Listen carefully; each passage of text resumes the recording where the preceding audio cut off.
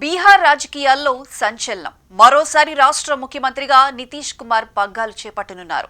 BJP రాష్ట్ర అధ్యక్షుడు దిలీప్ జైస్వాల్ సోమవారం అధికారికంగా ప్రకటించారు. ఎన్డీఏ భాగస్వామ్య పక్షాల నుండి అధికారిక ప్రకటన మాత్రమే మిగిలి ఉందని ఆయన వెల్లడించారు.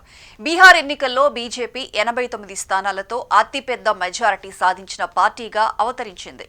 నితీష్ కుమార్ సారథ్యంలోని జేడీయూ 85 స్థానాలతో రెండో స్థానంలో నిలిచింది. అయితే ఎన్డీఏ ఒప్పందం మేరకు మెజారిటీ ప్రకారం మంత్రుల సంఖ్యను పంచుకుందామని నిర్ణయించుకున్నాయి. సీఎం బాధ్యతలను తిరిగి నితీష్కే ఇవ్వాలని తీర్మానించుకున్నారు. మరోవైపు నితీష్ కుమార్ ముఖ్యమంత్రి పదవికి తన రాజీనామా గవర్నర్కు అందించారు. మంగళవారం ఉదయం రాష్ట్ర కార్యాలయంలో బీజేపీ శాసనసభాపక్ష సమావేశం జరగనుంది. తర్వాత ఎన్డీఏ శాసనసభాపక్ష సమావేశంలో నితీష్ కుమార్ ఎంపికకు సంబంధించిన అన్ని లాంఛనాలు పూర్తవుతాయని బీహార్ బీజేపీ అధ్యక్షుడు దిలీప్ జైస్వాల్ చెప్పారు. పాట్నా నగరంలోని గాంధీ మైదానంలో ప్రమాణ స్వీకార కార్యక్రమం కోసం ప్రణాళికలు రూపొందిస్తున్నారు. ప్రధాని మోదీ, హోంమంత్రి అమిత్ షాతో పాటు బీజేపీ పాలిత రాష్ట్రాల ముఖ్యమంత్రులు కూడా ఈ కార్యక్రమానికి హాజరవుతున్నట్లు తెలుస్తోంది. 1985లో తొలిసారిగా బీహార్ అసెంబ్లీలో అడుగుపెట్టిన నితీష్ కుమార్ తర్వాత 5 ఏళ్లలో ఎంపీగా ఎన్నికయ్యారు.